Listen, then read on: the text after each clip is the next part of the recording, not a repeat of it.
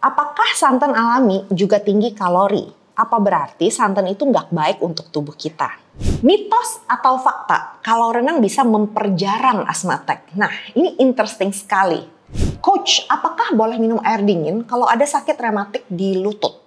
Apakah santan alami juga tinggi kalori? Apa berarti santan itu nggak baik untuk tubuh kita? Santan yang alami atau yang udah dikotakkan itu semua tinggi kalori, tinggi lemak jenuhnya, dan sebenarnya boleh aja dimakan, tapi disesuaikan, asalkan dalam moderasi sih semestinya nggak masalah. Tapi kalau banyak ya nggak bagus untuk kesehatan, pasti akan menimbulkan masalah-masalah seperti kolesterol ya. Itu nanti pasti bisa terjadi kalau kebanyakan makan makanan yang mengandung santan alami ataupun bungkus. Nah, perbedaannya antara yang alami sama yang bungkus ini adalah kalau yang alami itu kan kita parut kelapanya, terus kita kasih air, kita bejek-bejek gitu ya, kita kumpulkan coconut milknya. Pertama kali kamu ngebejek, airnya masih putih, masih kental, itu pasti kandungan kalori dan lemak jenuhnya juga lebih tinggi. Dibandingkan kalau misalnya kamu sudah memerasnya untuk ketiga, keempat kalinya, di mana airnya udah lebih bening gitu. Itu biasanya kalorinya dan lemak jenuhnya lebih rendah. Jadi kalau misalnya kamu memang mau memakai santan alami yang lebih rendah kalori, yang lebih rendah kandungan lemak jenuhnya, boleh tuh kamu peres berapa kali, baru kamu pakai yang udah keempat kali kamu memeras. Nggak tahu masih enak nggak tapi, but yeah, that's how it is. Okay? Mitos atau fakta kalau renang bisa memperjarang asma attack? Nah, ini interesting sekali. Ini mitos dan fakta.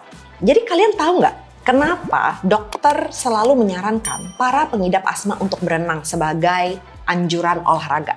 Karena saat kamu berenang, itu lapangannya, ibaratnya lapangannya, kondisi udara di kolam renang itu humid, lembab. Semua olahraga yang kita lakukan itu pasti bikin kita ngap-ngapan, ya kan? Setidaknya kita pasti menghirup udara yang lebih. Sehingga air pathway kita, saluran udara, bisa kering. Tapi karena kondisi udara yang lebih lembab di kolam renang itu membuat air pathway kita tidak sekering itu sehingga lebih friendly untuk para pengidap asma. Tambah kering, tambah rentan terkena asma attack. Makanya kondisi kolam renang itu lebih baik gitu loh. Tapi olahraga secara menyeluruh itu bagus untuk para pengidap asma. Itu bisa membantu mereka untuk memperkuat lung capacity mereka dan kesehatan mereka secara menyeluruh lah ya. Jadi kalau misalnya mereka mau berolahraga yang tidak berenang, itu mereka harus benar-benar terkontrol dan tahu kapan untuk istirahat supaya mereka nggak ngap duluan. Intinya begitu aja. Coach, apakah boleh minum air dingin kalau ada sakit rematik di lutut?